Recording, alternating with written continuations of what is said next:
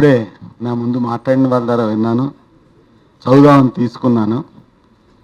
చాలా అత్యవసరమైన పని, అందులో అనుమానం లేదు.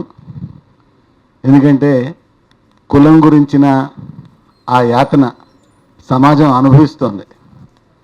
నిత్యం కొత్త తరం అవి దాటి బతకాలనుకున్నా బతకలేకుండా నిత్యం హత్యలకు గురవుతున్న సందర్భం. అది మతంతో పెనువేసిపోయి హిందూ బ్రాహ్మణీయ మనువాద భావజాలంగా మన నెత్తిన నాట్యం ఆడుతుంది.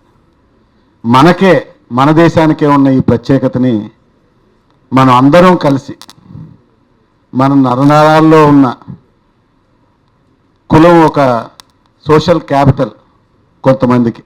ఇందాక నా ముందు మాట్లాడిన వాళ్ళు చెప్పినట్టు, ఒకరిని అయ్యేవారు అంటారు, ఒకరు అడుక్కునేవాడు అంటారు. కులం వల్లే గౌరవం గుర్తింపు ఇచ్చే సమాజం, పుట్టుక వల్లే గౌరవం గుర్తింపు ఇచ్చే సమాజం. వాళ్ళ ఆచరణ వల్ల, వాళ్ళు సమాజానికి వాళ్ళ యొక్క ఉపయోగపు విలువ వల్ల కాకుండా, ఈ దేశంలో శ్రామికులు, ఉత్పత్తి కులాలుగా ఉన్న అణగారిన ప్రజలు మనిషిని మనిషిగా చూసి గుర్తించడానికి ఆటంకంగా ఉన్న ఈ కులం అనే పట్టకాన్ని బద్దలు చేయాలి.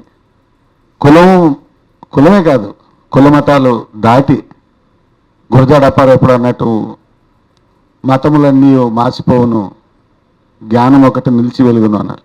మతమే కాదు, ఈ కులాలు కూడా మనం అందరం దాటుతాము, మారుతుంది, మారాలని. ఆ క్రమంలో మన అందరి చైతన్యాన్ని మరింత షార్పెన్ చేసుకోవడానికి మోహన్ తలారి చేసిన ఈ పుస్తకం, కులం లాంటి పుస్తకాలు ఇంకా మరిన్ని విరివిరిగా రావాలని, మన మధ్య సంభాషణ జరగాలని. నా బాధ నీకు అర్థం కాదు అని ఒకరినొకరు నీకు అర్థం కాదులే భయ్, ఇది నా అనుభవంలో ఉన్నది అని మనం నెగెక్ట్ చేసుకోవడం కాకుండా, మనం ఒకరినొకరు అర్థం చేసుకోవాలి. ఎందుకంటే బానిస సమాజాల నుంచి రకరకాల దశలు దాటి ఇక్కడ దాకా వచ్చిన వాళ్ళం. ఈరోజు అర్థం చేసుకోవడానికి అవకాశాలు పెరిగాయి. మనలో ఆ డెమోక్రటిక్ స్పిరిట్ పెరగాలి.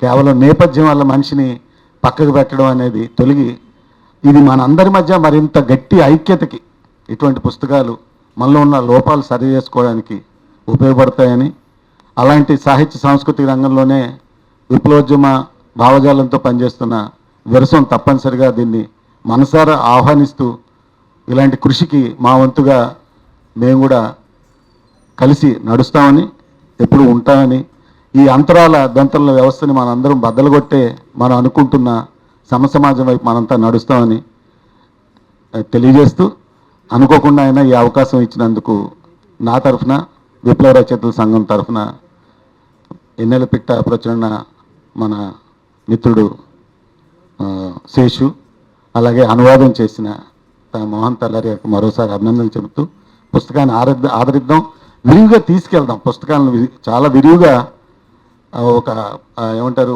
గిఫ్ట్ కల్చర్గా పుస్తకాలను విరివిగా మనం చాలా రీజనబుల్ ప్రైస్ పెట్టారు. మనం అసలు పుస్తకాలను గిఫ్ట్ చేసే కల్చర్ని విరివిగా తీసుకెళ్దాం. ఎందుకంటే 500-1000 పుస్తకాలు కూడా అమ్మలేకపోతున్న పరిస్థితి ఉంటుంది. కాబట్టి మనం గిఫ్ట్ కల్చర్ని చేసుకుందాం. ఇది పుస్తకాలని బహుకరించడం, అది కేవలం మనకు నచ్చినవనే కాదు, అసలు ఇందులో ఏముందో చూద్దాం అనే స్పృహ కలిగించేలాగా చాలా విరివిగా మనం పుస్తకాలని ఆదరించి జనంలోకి తీసుకెళ్లాల్సిన బాధ్యత మన మీద, అందరి మీద ఉందని చెప్తూ, నాకు ఈ అవకాశం ఇచ్చిన మిత్రుడు సార్లకి, మిగతా కృతజ్ఞతలు. ఉజ్వాన్.